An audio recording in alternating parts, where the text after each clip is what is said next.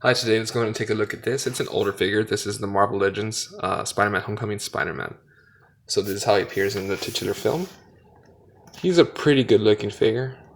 Um, I don't really have too many complaints about it. It's pretty average.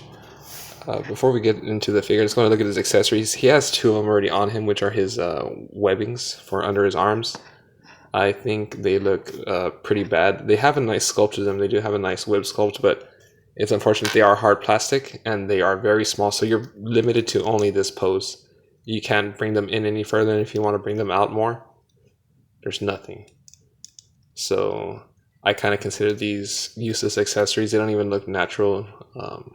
They don't have no continuity with the body or nothing. They just attach via this peg right there into there. So you got that. If you like those, then I mean, more power to you. You win also, but I find them to be pretty useless. Other than that, he does come with a nice alternate head. Has this gray wash over it into the webbings. It's a little heavy there in the middle, but it's not too bad. We got some black paint and some white paint for the eyes. It looks good. You just pop off the head and attach it there. This is paint. It is not gray plastic. It is red plastic. That's just the gray paint for this. You also get left and right web hands. They look good. Nice sculpt. I like the way the fingers look. The dry brushing or weathering or wash, whatever it is a little heavy there too. But let's go ahead and get to the figure's aesthetic. Proportionally, I think he looks weird because his shoulders are kind of low. If they were a little bit higher, or maybe if the shoulders were a bit bulbousy to give the illusion of higher shoulders, that would have been a little bit more optimal. He is skinny, like from here the legs, and no real beef to his back as well, and none of that kind of like S curve. But I can let it pass because he is supposed to be a teenager, high school age teenager. Pretty muscular though. There is some like muscle sculpt, body sculpt if you can see that there. I feel like his thighs look a little, tubey. It's not too bad. He does have that gray wash all over. You can see it here in the head. And it's a little bit heavy there in the middle. And you can see it here. It's black paint with the white paint for the eyes. It's not the cleanest, but it's acceptable. Black paint here. Again, that gray wash all throughout the body. It goes down to the legs. Every part there's red, there's going to be that gray wash for the webbing. It is a little bit heavy like inside there in the hand, for the hands, and maybe some areas where it's a little bit splotchy. You can see stuff like that.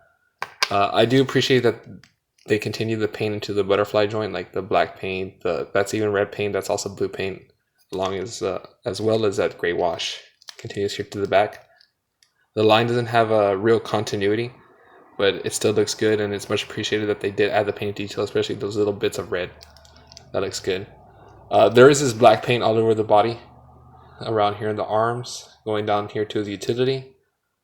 Again, here in the arms, for the wrist gauntlets too, for his web shooters.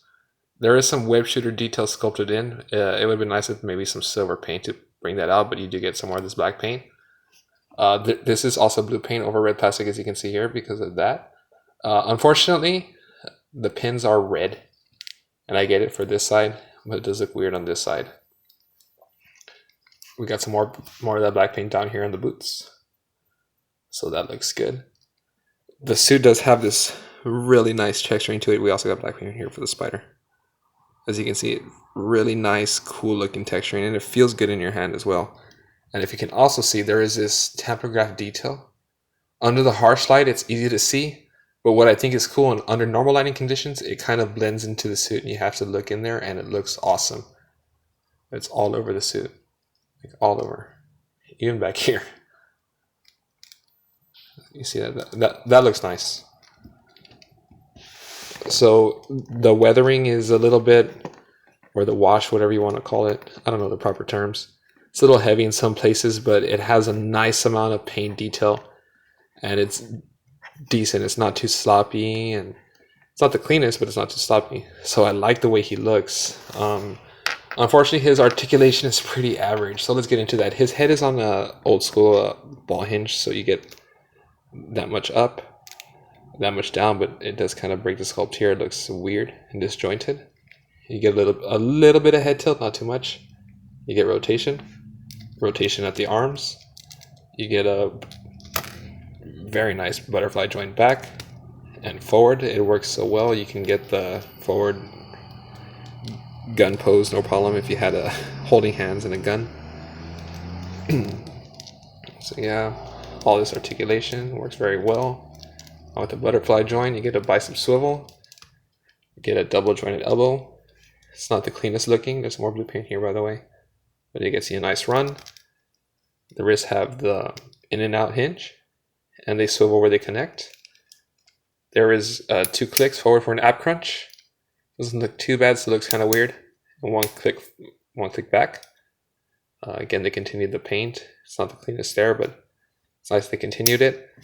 Here's one of my complaints. I think the waist twist looks bad. It is ratcheted, but it cuts very flat, as you can see there. It breaks the sculpt. And I feel like this kind of articulation for Spider-Man limits the kind of posing you can do. I feel like Spider-Man is supposed to be, you know, really limber and flexible.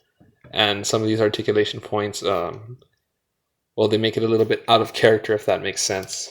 And you'll see another one right now. The legs kick out that far on T-jointed ball pegs. There is kind of a slight kick out. Maybe you can see that. It's very slight, but if you adjust the thigh cut, you know, kind of hides that. Not too much back. And here's another disappointing factor for him, in my opinion. The legs don't splay out that far. I feel like Spider-Man, especially when he's web swinging, you want as much articulation out of the legs as possible. So that kind of splayed out a bit disappointing. You get a thigh cut. It's pretty tight, but you can also use the ball peg as a thigh cut if you wanted to. You get a double jointed knee. Don't look too bad. Get to a nice run. Got a forward facing pin for rocker, which is pretty steep. That's a little bit unfortunate. There's no boot swivel to alleviate that also, so you do got the steep rocker. You get some, well, a lot of back movement and a good amount of forward movement. You can get him in some cool poses. Like, I don't have his web flipping hand on, but if you wanted to, you can get him into some like web swinging poses. It's just not going to look too natural because of the head and because of here in the body. You see it looks all broken up and weird, but from certain angles it's going to look good, like for a picture or something.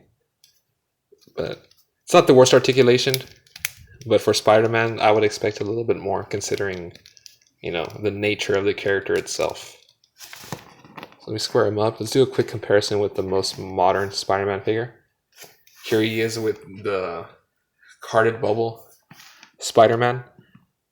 I know this is supposed to be kind of like an adult Spider-Man, and this is supposed to be a teenager. He does have some size over him, and he does have some bulk. The shoulders are a little bit low, but here they bulked up the shoulders, so it doesn't look too bad. You can see they still drop down, but here it looks like there's a big old lump, and here it looks a little bit more smooth, a little bit more natural. Also, you can see this one has more sophisticated articulation. The ab crunch is a reverse ab crunch, and you get a diaphragm joint.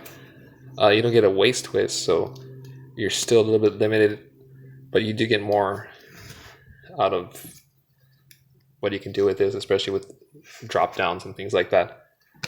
Here they are together. I think they both look cool. They're both their own versions of Spider-Man. This one has more sophisticated articulation, but it's up to you to determine if you find it to be better, because in some cases it is a little bit more hindering than what you can do with this, but it will look more natural. That's the thing, if that makes sense. So this is an older figure and a little bit of a story time. He's my first Marvel Legends figure. Okay, story time over. I think he's okay. Definitely okay. I don't see this guy gonna skyrocketing in value on any secondary market or becoming sought after. I didn't buy him that long ago. It was long ago, but not that long ago, so I'm pretty sure you can still find it for a decent price for the same, like $20. So he's an okay figure. If you want to get it, pick it up. I would say just get the other one. This is an MCU Spider-Man, but it does have some of those kind of like cartoony elements that I like, and well, just overall, it's an okay figure. Anyways, I hope you found this informative or enjoyable, and I hope you have a great day.